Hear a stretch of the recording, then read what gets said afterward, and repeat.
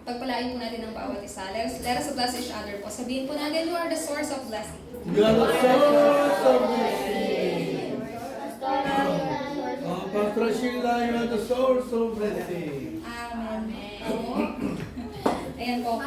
Para sa ngayong araw po na to, you know po, we are not just a source of blessing po. Pero tayo po yung mga tao who really have this, ano nga po ito, napakadakilang pagpapala po sa Panginoon. You know why you call source of blessing po? Because you are the one who possess ito pong pagpapala ng Diyos. That's why you are source of blessing. Kasi hindi naman po tayo tatawaging mga pinagmumula ng pagpapala kung wala tayong pagpapala, di po ba? That's why you are source of blessing po. Kaya nga po, not just a source of blessing po, but the one who enjoy or who possess this lifelong answer po. So bilang tayo po ay mga anak ng Diyos, tinawag po tayo ng Diyos not just a children of God, not just a source of blessing po, but as the one who has this lifelong answer po. But the question is, how you and I can able to enjoy this lifelong answer that God has given us po? Because it's already given to you po, already. But what's the method? How? Sabi ng Diyos, I am a child of God, but how can I enjoy this blessing? I am a child of God, I have already received the 7 fundamental blessing of being a child of God, but how can I enjoy that? Living in this world po, while living in this world, how can I fully understand or enjoy my identity? You know po, yung langit po, yung pagpunta, bilang anak po ng Diyos, hindi lang po langit ay yung pagpunta po natin yung sa langit po mismo. I mean, even while living in this world po, we have to live po parang katulad din po sa langit. Pero ano pong dahilan? But before that po, bago po natin malaman kung ano po ang paraan upang tamasahin po yung lifelong answer po na ito, meron po tayong dapat po na meron po dapat po tayong kailangan malaman, and you also have to understand this po. Even now po, ang mundo po natin are still in darkness, chaos, and emptiness po. Ito po ay, this is really true po. Ibig sabihin po niyan, yung mundo po natin are still in the state of Genesis chapter 1, verse 2. So, alam niyo po kung ano po yung ongoing situation or issue ngayon ng bansa po natin. So, before po, tayo po, sobrang laki po ng, ano nga po ito, issue about corruption. Di po ba? Yung lumabas po yung balita about this flood control, there's a lot of Filipinos who got really mad po kasi ninakaw po sa atin lahat ng pera po natin. So, this kind of issue. And then, after a while po, ngayon meron pong ongoing war po sa ibang bansa. Marami po ngayon ang bansang naaapektuhan. Pero sa lahat po ng bansang naaapektuhan, ang Pilipinas po ang pinaka-naaapektuhan po. I saw this, ano nga po ito, yung percentage po ng mga bansa na sobrang naapektuhan po ng digmaan, namumuna po ang Pilipinas. Namumuna po ang Pilipinas po na sobrang naapektuhan po ng ongoing war po na ito. You know po, hindi lang po yung gas yung nagtataas po. Dahil yung gas po nagtataas, maging yung mga bilihin po nagtataas din po. So kapag nakita po natin yung there's ongoing war, hindi lang po yung mga digmaan po, there's also ongoing war po, like drug war po, mga drug addictions po, what else po? Mga ano nga po ito, problem po sa suicidal po, there is a lot po. Ang dami pong mga nangyayari pong mga problema. Pero pag nakita po natin dito, all of this are surface po. Nakikita lang po natin like a surface problem. But if we go deeply po, ang lahat po ng ito ay nasaan po? It all started from fundamental problem. What are the fundamental problem po once again? So makikita po natin, may mga problema ngayong kinakaharap po ang mundo. You know po, while you are listening to this message po, do not just think, this is not my problem. this is our country problem, not my problem. No po. When you're listening to this message, you have to think po, bakit yung ganito pong problema, ganito pong paghihirap ay nagpapatuloy po? Bakit po? Kasi it all started po from fundamental problem po. Ang cause po ay walang iba. As we all know po, it all started po dahil po sa pandaraya po ni Satanas. Ito pong si Satanas, pumasok po siya sa ahas at dinaya po ang tao. Sinabi po ni Satanas sa tao, hindi ka mamamatay pero magiging katulad mo ang Diyos. You know po, simula po nun ang tao po ay pumasok po nahulog po sa kasalanan. Hindi po ang Diyos ang umalis po sa atin. God is not the one po who lived us. But because of this sin po, because of this original sin po, we have no choice po na umalis po sa Diyos. Dahil po sa original na kasalanan na to. Why? Because God is holy po. And this original sin po made us separated, made us left God po. So ano po yung resulta? Separation. This is the fundamental problem po ng tao. No one can solve this fundamental problem po maliban lamang po kay Kristo. Now, what we can see po, there's a lot of wars, like ongoing wars, may mga iba't ibang mga problema, problems in corruption po, ganyan, marami pong mga namamatay. But if we go deep po, lahat po ng yan ay nagsimula sa pangunahing problema. So do not think po, this is not my problem. Hindi ko yung problema na yun ng mga gobyerno kasi they are corrupt. Pero kapag tinignan po ninyo, ito ay nagmula sa pangunahing problema. Lahat ng tao ay nasa loob ng tatlong problema po na to. Nadaya ni Satanas, nahulog sa kasalanan, bilang resulta po na pahiwalay sa Diyos. Therefore, we, children of God po, we must enter into prayer po. While looking to this situation po or status ng mundo po natin, tayo pong mga anak ng Diyos, we must go deep inside of prayer po. But what is the content of prayer na kailangan po nating gamitin? 777 prayer po. This is everything po. Ito po ay tipan po ng Diyos. Ito po ay ibinigay po sa inyo ng Diyos bilang kasagutan po.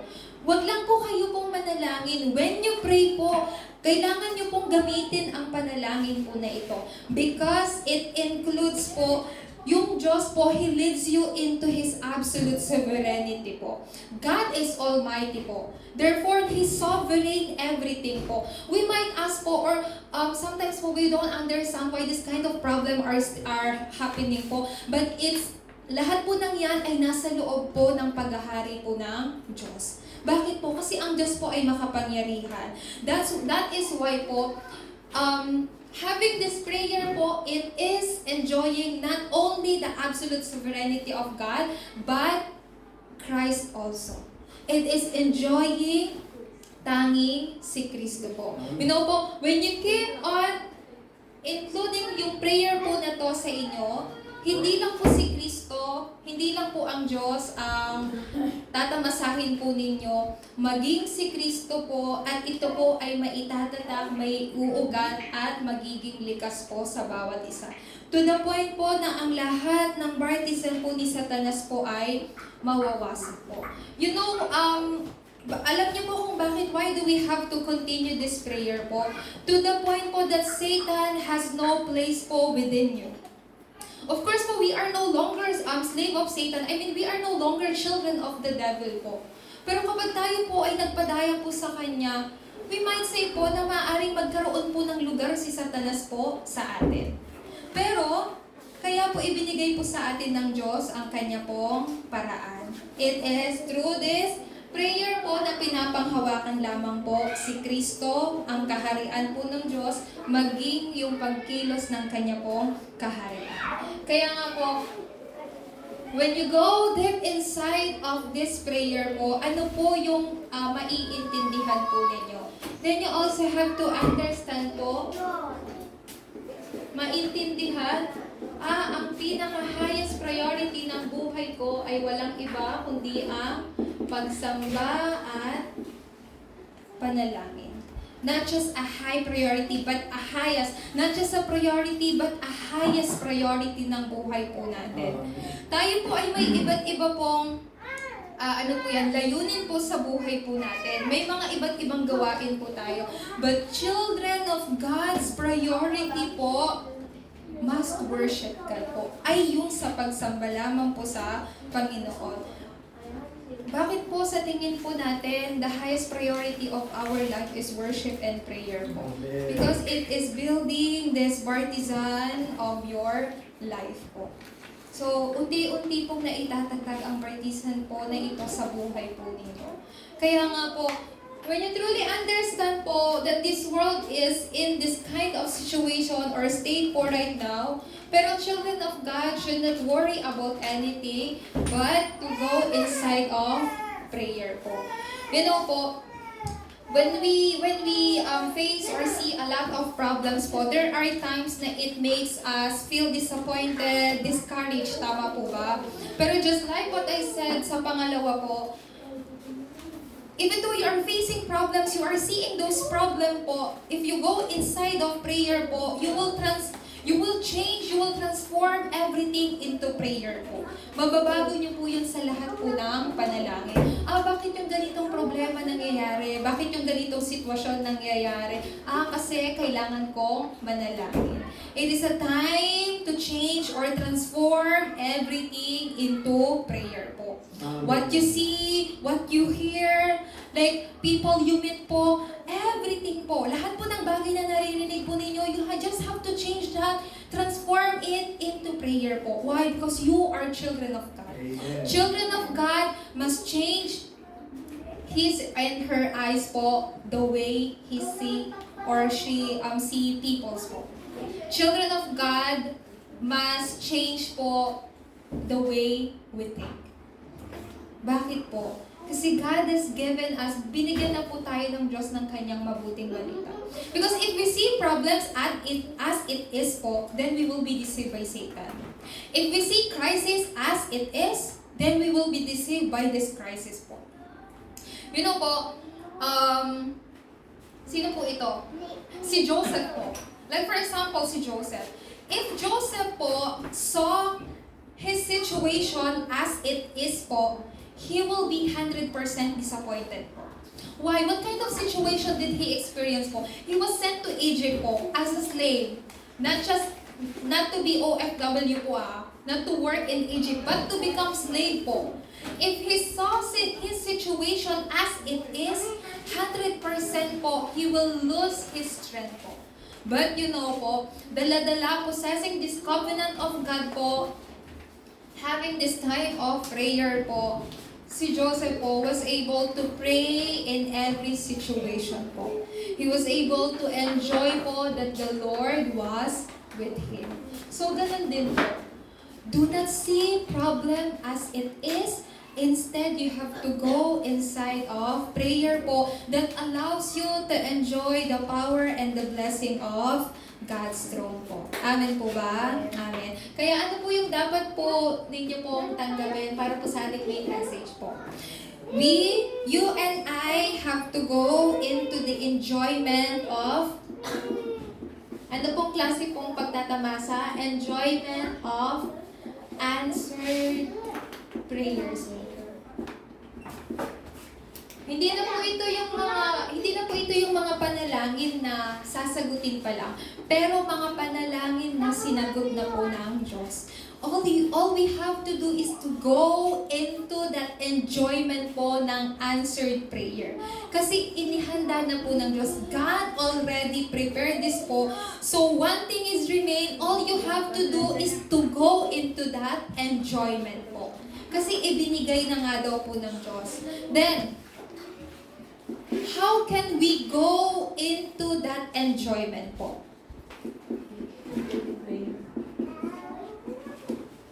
kailangan po natin magkaroon po ng araw-araw na panalangin. What is this daily prayer po? Daily prayer, ibig sabihin po nito, nare-restore po, it is restoring prayer po through your life po. Ano daw po yung nare-restore? Nare-restore po itong panalangin po sa pamamagitan ng buhay po ninyo. Yung araw-araw na buhay po ninyo, your daily life po. Tama po ba? Daily life. Pang-araw-araw na buhay po natin. Through what? Sa pamamagitan po ng tatlong concentration. What are the three concentration once again po? But before that po, ito pong three concentration po, this is the absolute bartizan po that is established po within you. So yung prayer ninyo po, it becomes the platform, watchtower, and the antenna po. Yung prayer po ninyo, hindi lang po nagiging kasagutan po ninyo, pero it becomes your platform.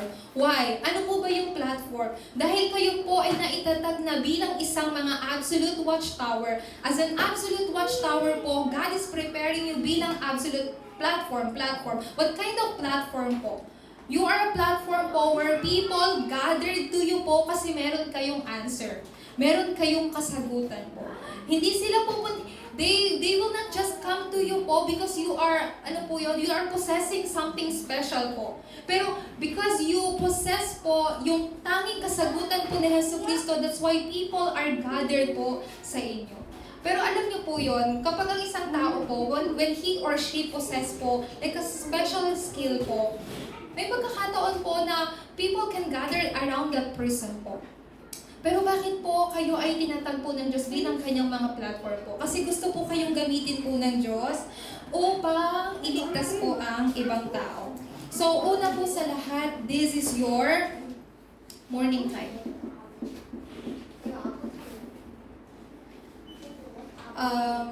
Our morning time po, sa pinakasimpleng paliwanag po, ito po, it is restoring your strength and everything po. Ito po ba ay nagagawa po ninyo? Sino po ang nakakagawa po ng morning time po na to? Yes, we really have to do this po. This is a must po.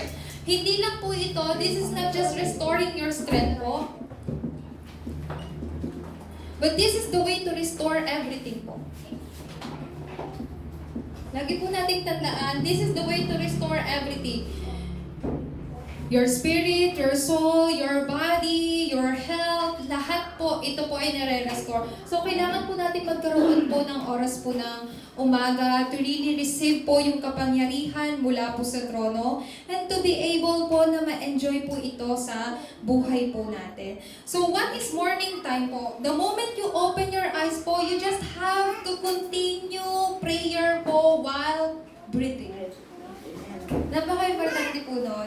So, habang nananalangin po kayo, continue to do deep breathing po. Deep breathing prayer po. So, sa oras po na yon, hindi lang po yung ating utak yung na-exercise po, maging yung kalusugan po natin ay nare-restore po.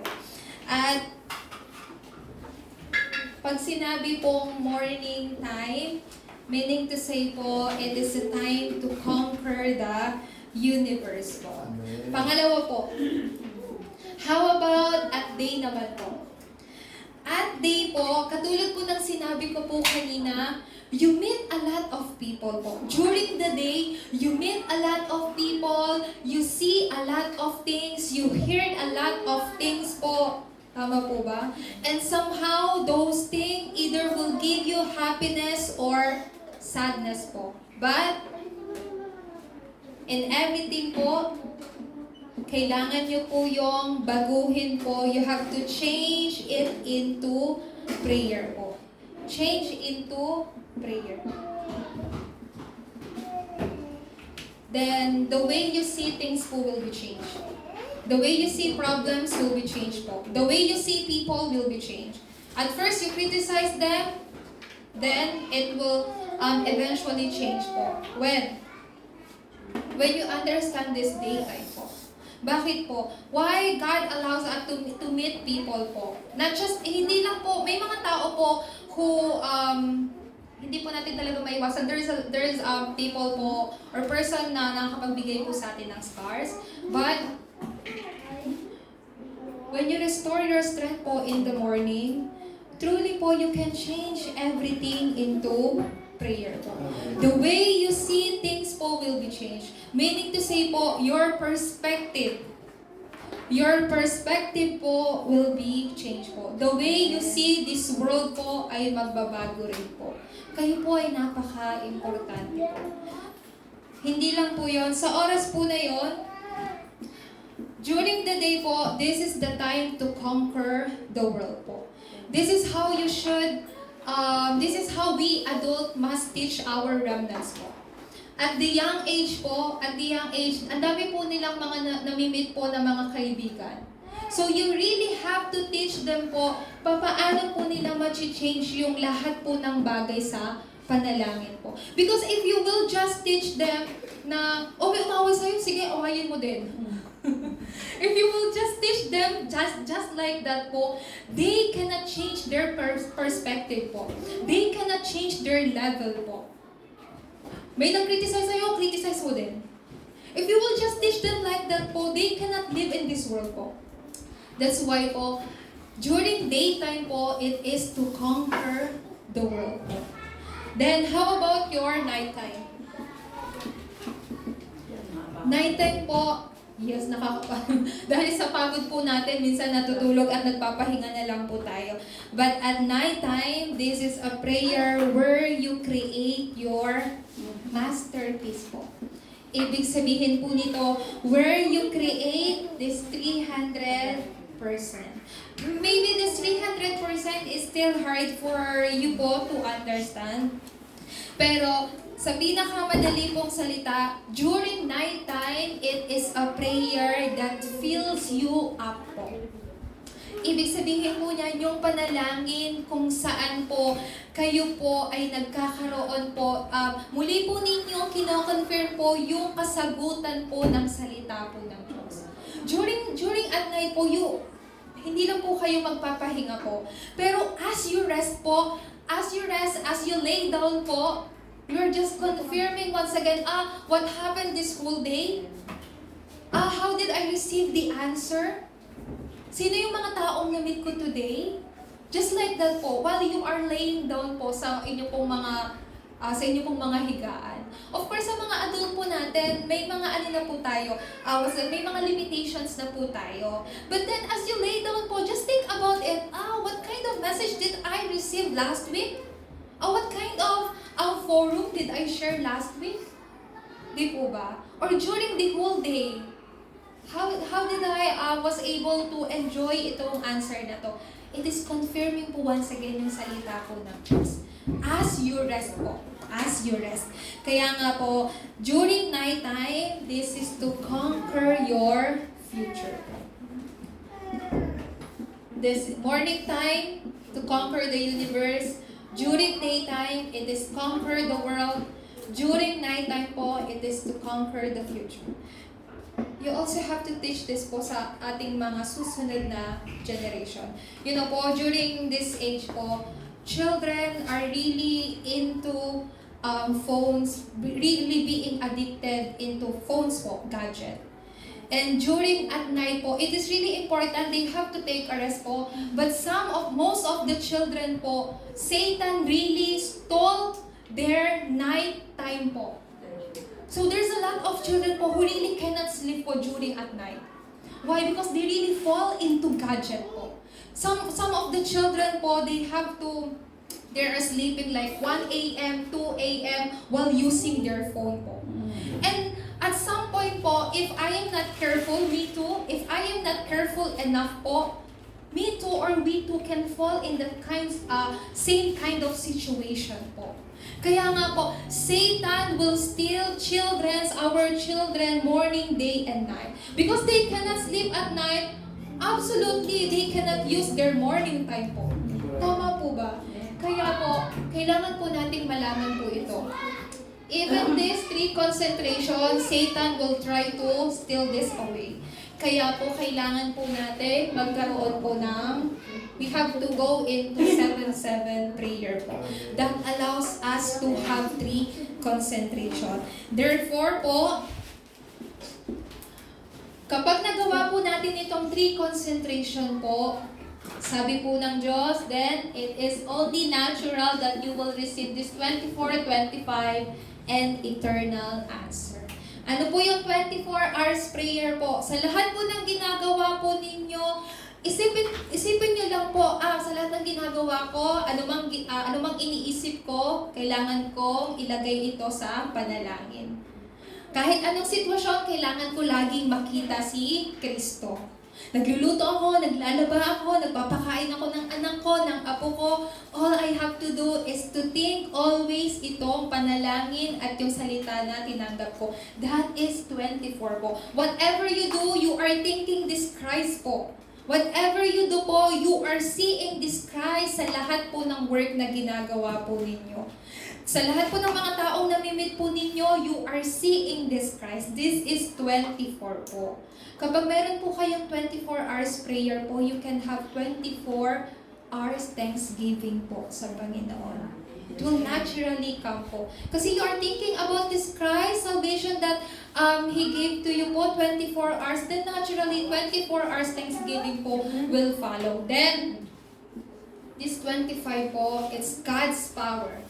God's answer po. Then this 24 po and 25 answer ay magiging eternal answer po ninyo.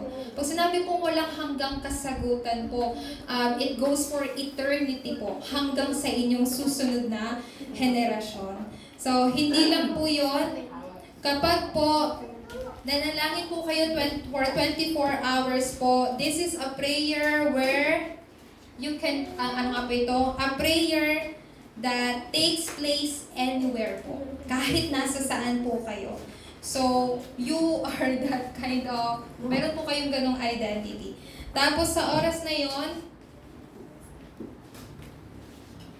because this is the answer that God has given to you po, yung panalangin na kahit nasaan po kayo, anumang ginagawa po ninyo, then if you wait po, the work of God's kingdom will come po, and it will create your final masterpieces po. Then 300% answer po ay mag-i-emerge po sa buhay po ninyo. So, what is this po? Sa inyong pag-aaral, sa inyong mga ginagawa po, trabaho, maging sa mga talento or skills po ng mga bata or ng mga remnants. At sa oras po na yon, hindi lang nyo po makikita yung kasagutan ng Diyos, pero makikita nyo po yung, ebidensya po na ipinagkakaloob po sa inyo ng Panginoon. Kaya po, itong tatlong bagay po na to, this is the prayer that you must do daily po. It is a prayer where it restoring yung prayer po through your daily life po. This is what you have to do po. Ang kailangan po, ito po yung kailangan po natin gawin araw-araw po. Sa oras po na yon, you will enjoy the prayer that enjoys worship po. Hindi lang, sa oras po na yun, hindi lang po kayo nag-worship, pero na-enjoy po ninyo yung worship as you pray po. You are enjoying this worship po inside of prayer, and you are enjoying this prayer inside of worship. Prayer inside of worship, worship inside of prayer po. So, ano pong ibig sabihin po nito? It emerges po when this message po sa number 1 po ay ma-fulfill. Ano po ang makikita po natin? Mangyayari po itong number 2 po when we do this daily po. So, ibig sabihin po nito, ito po yung this number 2 will follow po if we do this daily prayer correctly po. So, what are the things will take place po? In Acts chapter 1, verse 3 po. So, when Jesus was resurrected po, He called His disciple po sa Mount of Olives, and tinuruan niya po sila ng patungkol sa kaharian po ng Diyos sa loob po ng 40 days po at binigyan niya po sila ng mission. Ibinigay po sa kanila po ni Jesucristo ang mission po, and after receiving that mission in Acts chapter 1 verse 14, they gathered in one place po and they do prayer. What kind of prayer po? The completeness of prayer po. Ano pong pinaka-importante po dito? They gathered po in one place, and what they did po, sila po ay pumasok sa loob ng panalangin. They did only prayer po. Nagkaroon lang po sila ng tanging pong panalangin. So, hindi lang po yung tanging panalangin, but they were able to enjoy the completeness of prayer po. So, in Acts chapter 2, verse 1 to 4, it is only natural po that they are filled with the Holy Spirit po. This is what Jesus promised in Acts chapter 1 verse 8 po. You will receive power when the Holy Spirit comes upon you po. And in Acts chapter 1 verse 3 po, Jesus Christ gave them the mission for 40 days po regarding the kingdom of God. And when Jesus went up to heaven po, in Acts chapter 1:14, they gathered in one place called Mark's upper room po while holding to the covenant of Jesus Christ po, and they enter into prayer. While they are praying po in Acts chapter 2, the Holy Spirit come upon them. What is that po? What is that po? It is really important to hold on to the covenant. When you hold on to the only covenant po, that Jesus is the only Christ po, true answer will follow po sa iyo. So what are the answer? What are the answer that they enjoyed po while they are, while they are gathered in Mark's upper room in this one place po? They enjoy the answer of 3 feasts po. Ano po yung kanila pong in-enjoy po?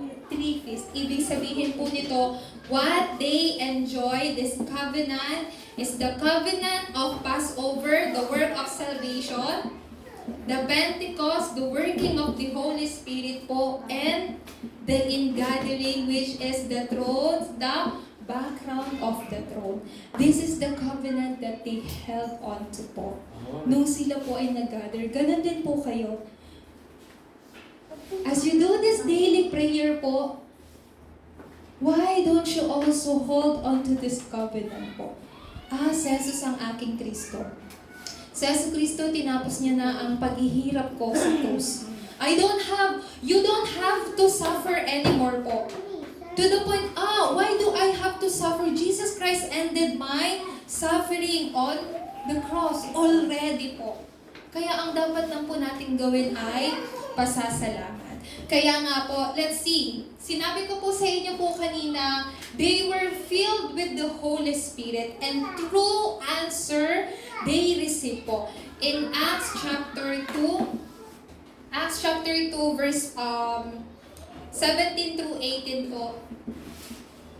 Ito po yung katuparan po sa Joel chapter 2 verse 28 po, kung saan ang kanila pong mga anak ay makakakita po ng panitain, ganyan po. So meaning to say po, while you are enjoying this prayer po, while you are in prayer po that enjoys worship, God allows you to see the future po.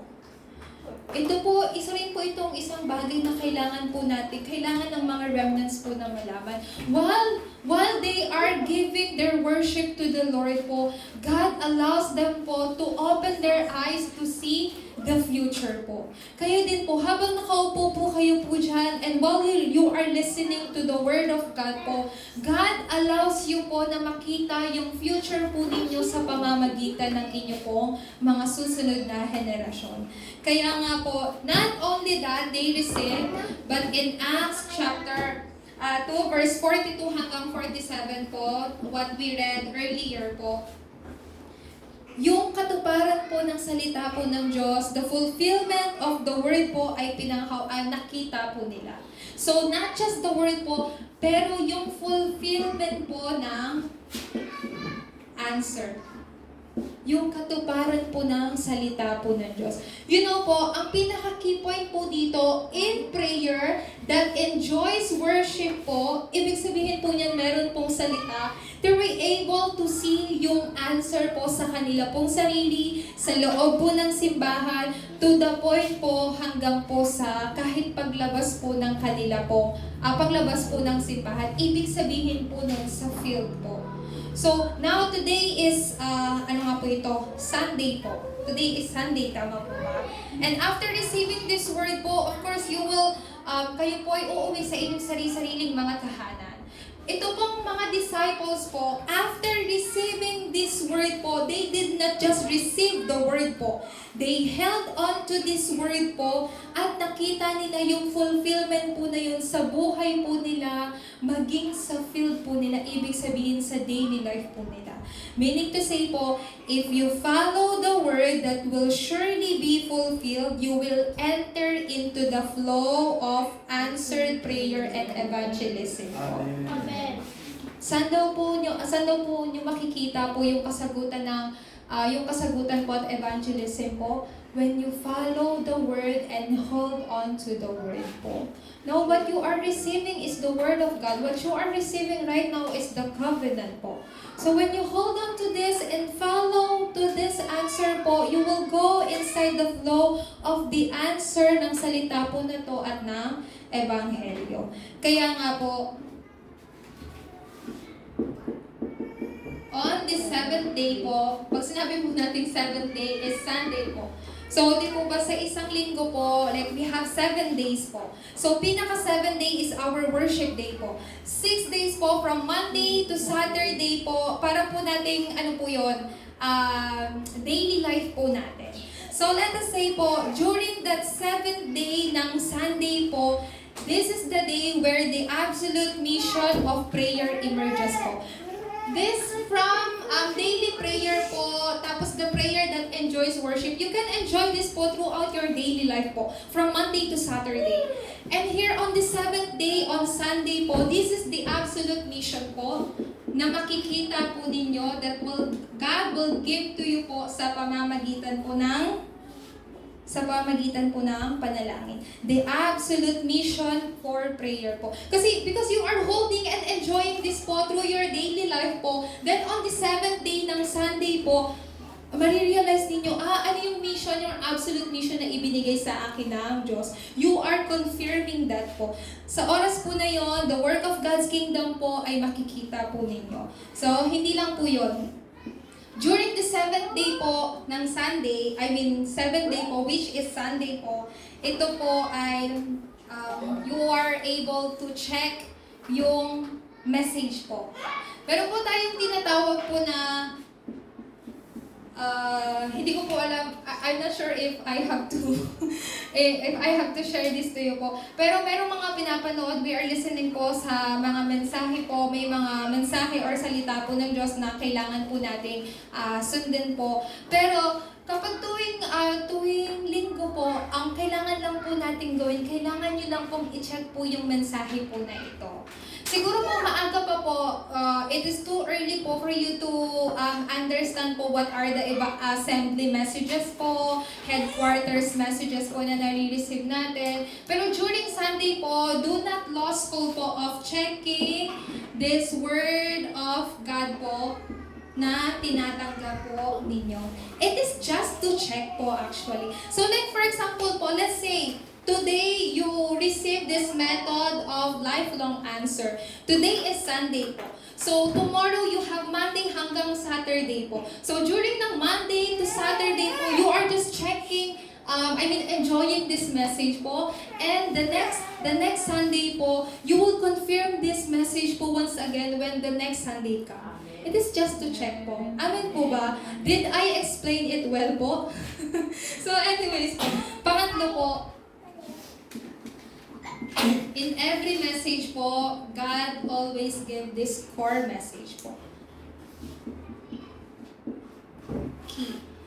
Sa madali pong salita, yung mission na ibinigay sa inyo ng Diyos.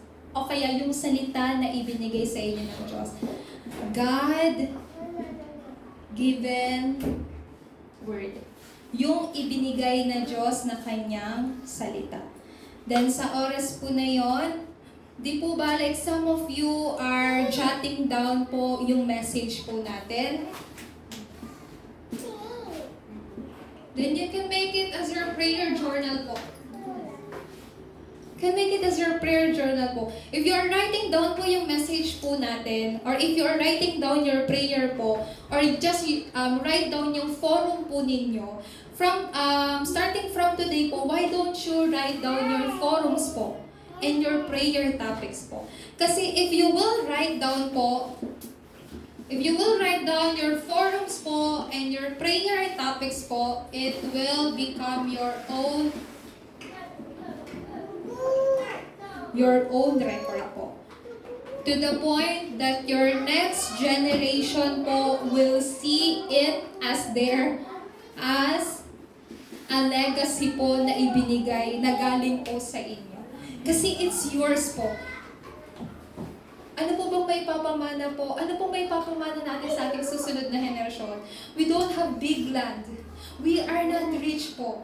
But if you record this, yung mga bagay po na to, magiging legacy po yan ng inyong pong susunod na henerasyon. Kaya po sa atin pong pagtatapos, we must ask this 3 question po.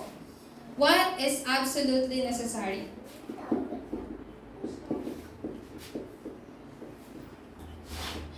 Let's ask ourselves po, what is absolutely necessary? Ano yung kailangan ko? Money, clothes, food, shelter? What is this world's pinaka-necessary po? Right now, we are in the state of darkness, chaos, and emptiness. Meron pong ongoing war, ongoing corruption. Napakarami po. Ano ang kailangan po ng mundo? In Acts chapter 1, verse 17, 1 po. Ito po yung ipinahayag po ni Pablo nung siya po ay pumasok po sa sinagoga. Tanging Kristo. The most important things ng answer po ng buhay po natin, tanging Kristo po. Kanina niya po ito pinahayag po sa mga remnants po, sa loob ng sinagoga po. Pangalawa, second question that you have to ask yourself po, what must be done first?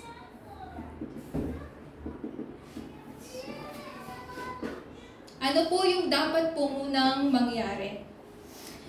We are not called a child of God because we are just a child of God po.